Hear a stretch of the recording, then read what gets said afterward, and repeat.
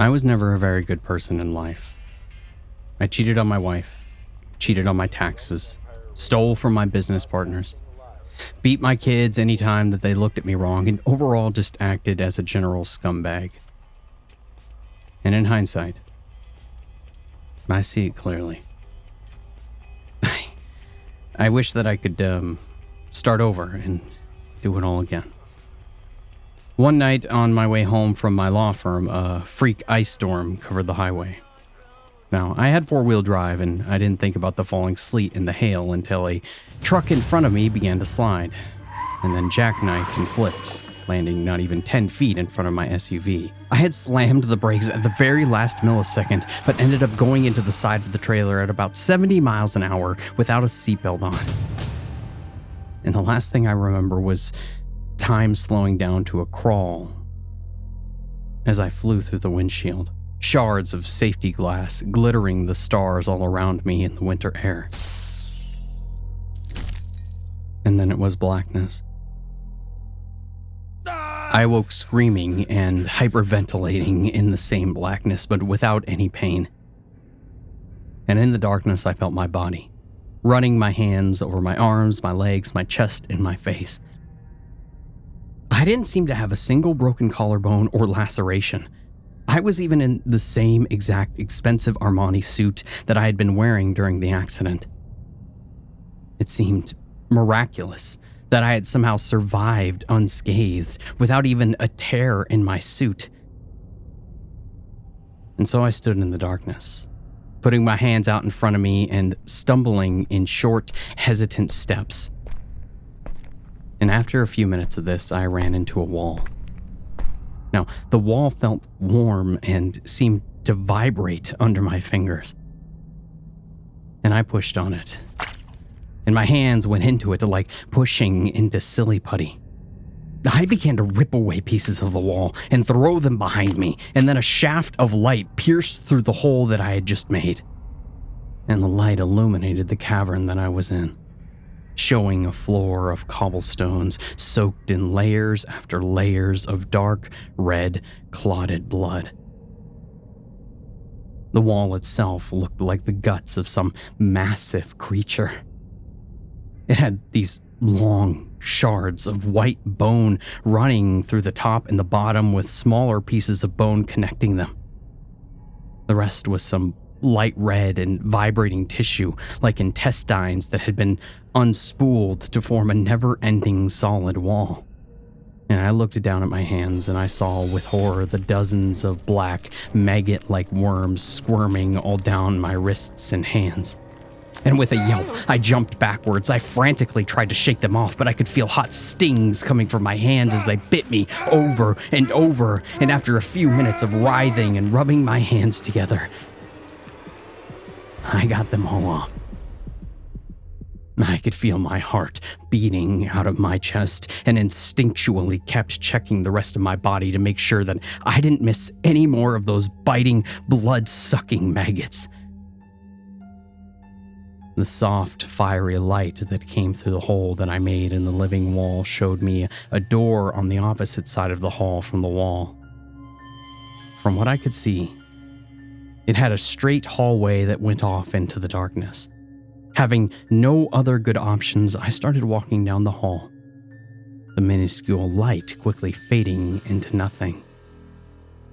I put my hands out in front of me and felt the smooth stone walls. I walked in a straight line for what felt like hours before seeing a glimmer of red light, and at first, only a tiny pinpoint. And as I walked towards it, it grew and it grew until I realized that I was staring at a door that must have been 20 feet tall, surrounded by these polished white bones on either side. The bones that composed the framework of the door were so massive they looked like they had come from a blue whale, as if someone was taking the ribs of one and fusing them together into an archway. All I could think of as I approached the door was my wife, my child, and my job. Everything that I identified as me, everything that gave me meaning. Despite having cheated on my wife many times, I still loved her deep down. After all, I had protected her from the knowledge of what a poor husband I was, simply out of love for her. I never let my 5-year-old child suspect that his father was involved in anything illegal or immoral.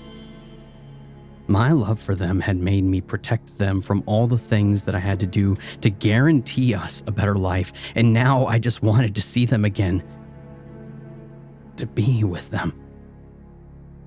I knew I was basically a good person, and I just wanted another chance to prove it. I kept their faces in my mind's eye as I walked through the massive archway. It looked big enough to drive a tractor-trailer through. I saw flickering light coming from the other side, and taking a deep breath in, I stepped over the threshold. What I saw horrified me and shocked me into stillness. I had walked into an open field, the dark red and black clouds above blocking out any sky. The light filtering through them cast everything in a bloody glow. The field itself looked at first like a farmer's field, with finely spaced rows of soil plowed into perfect lines. Growing out of the earth stood many squat brown plants covered in thorns. And out of the tip of each one, a large egg sac hung, weighing the plant down and bending many of them to the ground. The egg sacs were pale and unbroken, filled with fluid and dark silhouettes in each one. I saw beings writhing, one adult-sized silhouette in each sack, some putting their faces up to the wall of the sack in a silent scream, others trying to reach their arms or legs out through. But the sturdy covering of the yoke just bowed out with their arms and legs and didn't pop. It looked as if the people inside of the eggs were drowning. I quickly began speed walking between the lines of horrifying plants, wondering whether the plants fed on the people in the sacks or whether it just fed them and gave birth to them. And as I passed through the first row, one of the sacks burst, and a torrent of fetid, rotted fluid burst out, dumping a beautiful, naked woman at my feet. She had long blonde hair and green eyes, flawless skin, and a tiny upturned nose. She heaved in a deep breath, as if she had been drowning before looking up at me. "Oh God, please don't hurt me." And I shook my head and I helped her to her feet. "Why would I hurt you, ma'am?" I asked. "Everyone here hurts me," she said, starting to weep, and her fingers shook. And as she sobbed, bowing her head in a pathetic way, I grabbed her arm. "I promise you, I will not hurt you. I'm one of the good guys, but I think that we should get going," I said. "We really need to find a way out of here." "Out of here?" she asked, crying and laughing at the same time. There is no way out of here. Don't you know where you are?" And I shook my head. "This is hell. I don't know if it's hell in the Judeo-Christian sense, but it's close enough. Everyone here is dead." "But I don't feel dead," I said, rubbing my hands over my suit, my face, and my hair. "Everything seems intact." And she nodded at this. Her crying quieted down as she focused on my face. "Everyone comes in like that," she said, "until they catch you, torture you, burn you, and rip you apart. And then when your body is too spent to feel anymore, they bury you in these fields. These plants, they grow overnight, encasing your body in a sack and bringing it up to the surface, where it starts to feed you and then revive you. And after you're healed enough for another round of torture, the fruit of the plants burst." "But who brings you to these fields? Who's in charge?" And her pupils dilated, her eyes wide, and she whispered the answer. "Angels." At that moment, a bolt of lightning shot down from the red sky. bursting open dozens of plants nearby and showering us in a mixture of blood, amniotic fluid, thorns, and leaves. And I grabbed her arm. "Let's get out of here. We could talk more when we get somewhere safe." She laughed at this, as if it was the most absurd thing that she had ever heard, and we began to run. "By the way," I said, gasping between breaths, "my name's Jay." "Angela," she said. At the end of the field, I saw a paved road. It had countless potholes and cracks running through it, and some parts of it had been wiped out and fallen into a stream that ran parallel to it on the farther side. But I was still glad to see some sign of a trail. "A road!" I cried, pointing in excitement. "Maybe that road leads somewhere out of this hellhole." And she shook her head in amazement at my stupidity. But I ignored her. I had to hope that there was some way out, that this just wasn't some never-ending landscape of horrors under a blood-red sky. The road seemed to stretch in both directions forever, fading into each horizon in a perfectly straight line. I could see parts of the road were entirely missing, and it looked like some bridges had collapsed further in the direction that I was looking. And so I turned the opposite way and started moving, holding Angela's hand as I went. Her presence gave me some comfort. She even reminded me of my wife to a certain degree, as they both had very light skin and an overall Irish cast to their face. "If this is hell," I said, "then why are we here?" And she looked up at me, surprised by the question. And heaving in a deep sigh, she looked away. "No sense in keeping secrets here, I guess. We're just gonna get captured and tortured to death again anyways. That's all it is here. Just a never-ending cycle of pain and death. A lot of these people completely lose their minds." She rubbed her hands over her eyes, as if her head hurt her. "I always wanted to be an actress, but I grew up having no money. I met this older man who said that he believed in me, and he wanted to take me to LA. And we needed money to get from the East Coast to LA and to live there while I looked for work. He convinced me to rob a bank with him to get it. And needless to say, it didn't work out too well. He got spooked and murdered two of the tellers before a security guard came out and shot him in the head. I grabbed his gun and I killed the guard, and I took the money and I ran. And when the cops caught up with me, I pulled over slowly, put the gun to my temple, and pulled the trigger.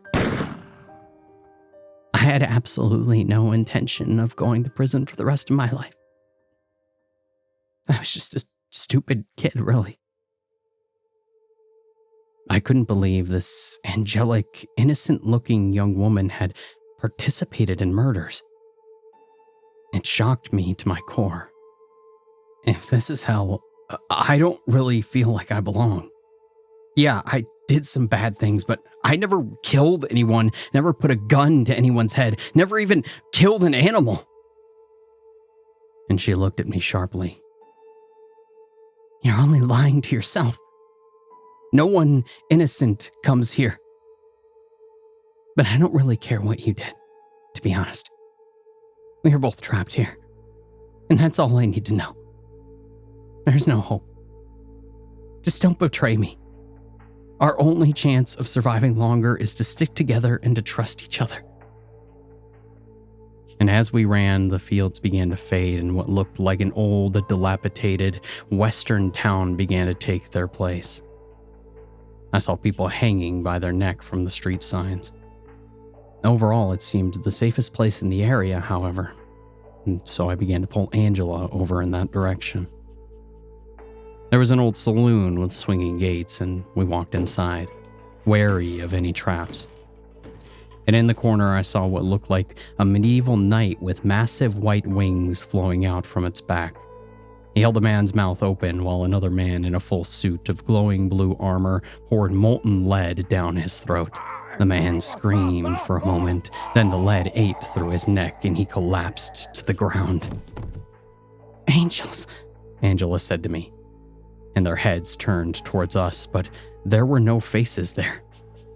It was just an empty black void under a platinum helmet, one that seemed to glow from its own inner light. And they approached me and I grabbed Angela. Please, just take the girl and let me live," I screamed, but my heart bursted with anxiety in my chest. They looked at each other and then back to me. "Tell me how to get out of here and she's all yours. I'll hold her down while you burn her alive or cut her into pieces, please. I just want to see my family again." And to my utter astonishment, they nodded at me. One spoke in a deep, slow cadence, his voice sounding like thousands of voices of different pitches, all mixing and echoing over each other. "You could ride the lightning up to earth. The lightning connects us to those calling on magic, those who call on demons or try to contact ghosts. Any who are weak and small can be overwhelmed by those who ride the lightning up to them and possess them. But you will always return to us in the end." I nodded, throwing Angela in their direction and turning to run back to the field. Lightning was crashing down all around me now, bursting egg sacs and plants every few seconds, but I was no longer afraid of it.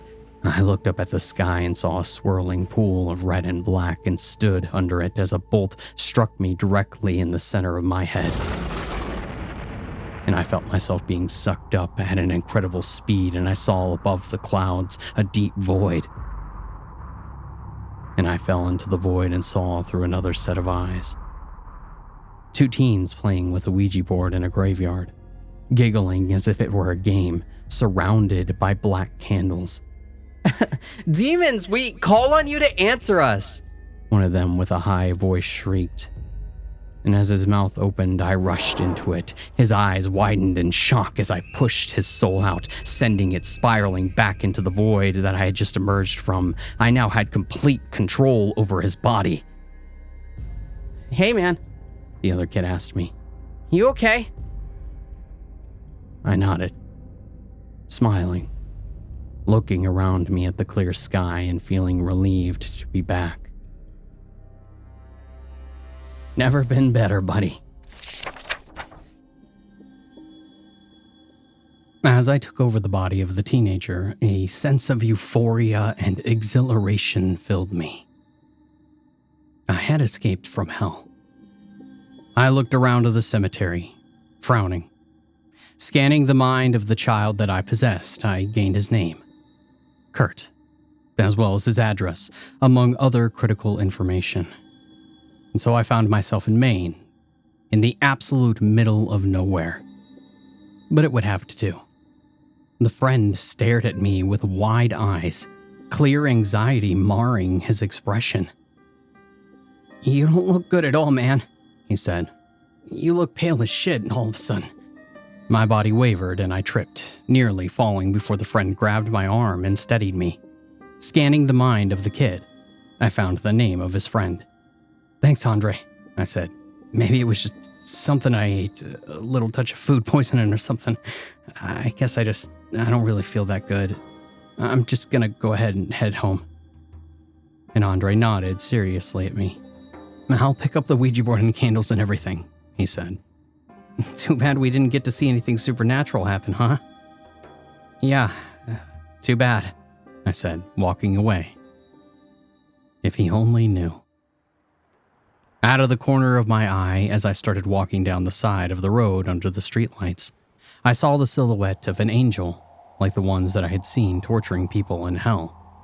Its wings spread out massively behind it, 20 feet in each direction, softly swaying to and fro like a flag in a slightly breeze. And when I turned my eyes to look directly at it, there was nothing there besides an ancient oak tree with countless branches reaching up to the moonlit sky. "My eyes are playing tricks on me," I said to myself. And then I remembered the horrifying 1,000 voices of the angel as it turned its empty space of a face towards me. How it had said to me, "You will always return to us in the end." and I shuddered. It felt like it had been staring directly into my soul, judging me and finding me wanting. I had never done psychedelic drugs in my life, but I felt like I was on what I imagine LSD or peyote to feel like. I kept seeing figures out of the corner of my eyes, shadows running across the street, faces in the trees and eyes staring out from the surrounding forest, but whenever I turned my attention to them, they disappeared. It was like something was mocking me, always staying directly out of the view of the center of my vision, but playing games on the periphery instead. And then the ground began to tremble as if an earthquake were starting. I heard running from behind me, and I turned to see Andre standing there, sweating and out of breath. God, did you feel that? He said, his eyes widening with fear. I think that we're having an earthquake. We don't have earthquakes in fucking Maine. What the hell is going on right now? He was right. When Maine had earthquakes, they were generally so small that no one even felt them. But right now, it was getting more and more intense. Trees began to fall in the forest. The smashing branches created an echoing cacophony that blotted out all of Andre's words afterwards. I saw his lips moving, but I couldn't hear anything besides the crashing of the earth, the collapsing of crypts in the nearby cemetery, and the trees continuously breaking apart. And all of a sudden, I felt a whooshing sensation, and I heard deafening crashing inches away to my left. A massive pine tree branch crashed to the ground, its smaller branches slicing up my shirt and back as it fell. And at that moment, Kurt and I began to run to the only open area that was close. The cemetery. It seemed to be the only place where we wouldn't get crushed to death by falling trees and branches. We didn't even have to speak to one another, but both sprinted in a blind panic, breathing hard, my heart beating out of my chest. The shaking behind us was getting so bad that the road was starting to crack. We sprinted as fast as we could, nearly tripping a few times as the pavement heaved and split around us and more branches fell in the distance. The forest around us sounded like it was coming apart. I heard alarms going off in the distance, first car alarms, and then the wailing of a tornado siren from the center of downtown. People were definitely waking up, noticing something was very wrong, and I had a feeling that it was all my fault. And as we ran into the cemetery, I first began to see for certain that this was not a normal earthquake. Hands were reaching out of the ground, some skeletal, while others with some flesh still hanging on their cracking bones. I could see the muscles and tendons of those closest as they moved with frantic energy and unbelievable speed, shoveling dirt away and ripping a hole open as they emerged from underneath. Crypts flew open as bodies bashed through the doors with superhuman strength, sending shards of stone flying in all directions. From the eyes of every corpse, I could see pure blackness, just like the blackness of the faces of the angels who controlled hell. The blackness was piercing, shimmering, beyond any simple absence of light. It was as if a hole was actually ripping in reality right where the eyes of the corpses used to be. And all of the hundreds of them stared directly at me, ignoring Andre completely. And then, in an instant, the shaking stopped. The silence was deafening and eerie in the aftermath of such a cataclysm. All I could hear was the ringing in my ears and the pounding of my heart. You will return to us! The corpse in front of me shrieked, his voice sounding like thousands of deep, distorted voices overlapping. He was a half-decomposed elderly man in an expensive Armani suit, strands of white hair still hanging to the papery skin of his skull, his teeth and the muscles of his jaw showing through the decaying holes in his cheeks as he spoke. Do you need more rope to marry yourself with sinner? Will you not accept your fate? You dare take the body of an innocent child just to fulfill your own selfish desires and try to escape the fate that you deserve. Another corpse began to move in from my right, a young woman who looked much fresher but had a massive bullet hole through her forehead. Otherwise, she almost could have still been alive. Yet she spoke with the same voice of the other corpse. The cacophony of many beings blending their vocalizations together almost, but not completely in sync. Her screaming was so loud I felt my chest vibrating, my heart thudding painfully in my chest as the corpses closed in around me. Have you done enough, Jane? You are rotting from the inside. Only hell will purify your evil. Return to us. Give up the body of the child. No! I felt around Kurt's pockets, having only one idea: to get out of this situation. I knew I couldn't return with them. And in his right pocket, I found what I knew would be there. A pocket knife. Grabbing Andre quickly, I flicked open the knife and I put it to his throat. "Stand the fuck back!" I screamed as loud as I could, my throat hurting from the sheer force of my yelling. The circles of corpses stopped moving in on me. But my heart was still beating too fast, my hands trembling so badly I thought that I might drop the knife on the ground. I wanted to throw up, but I managed to avoid it. "I'm serious right now! I will fucking kill the kid right in front of you all if you don't let me go!" Have you gone so far down, Jane? The elderly man said to me in the voice of an angel. You know you must return to us eventually. Why accumulate more evil to repay? Your kind never learns. But you're not a stupid man. You must know that we cannot allow you to stay here in this body of this innocent boy. He shook his head, almost like a disappointed parent, and my hand shook so bad that I sliced Andre's skin slightly. Andre yelped and a few drops of blood ran down his neck. Kurt, what the fuck, man? He whispered to me. Let me go. This is crazy. You don't have to do this. I don't know what's going on. I'm not Kurt. I possessed him during your little ritual with the Ouija board, but I'm not him. And I'm not going back to hell. No way. Andre, you have no idea what these things do to people down there. They pour lead down their throats. They hang them from every pole in the street. They burn them and they cut them and they torment them. Then when their victims are all used up, they're burned in a field where they're healed and they have to come back in massive eggplants just to do it all over again. How can anyone expect me to go back there? That's totally insane. I would rather die. And at that moment, a fleet of police cars and ambulances started to drive by. But they slammed on their brakes once they saw the massive crowd of people standing in the cemetery. The cop in the front car got out, looking confused.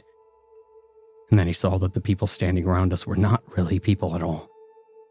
With their decomposing bodies, black eyes, and skeletal figures, and his jaw fell open. "Holy shit," he whispered.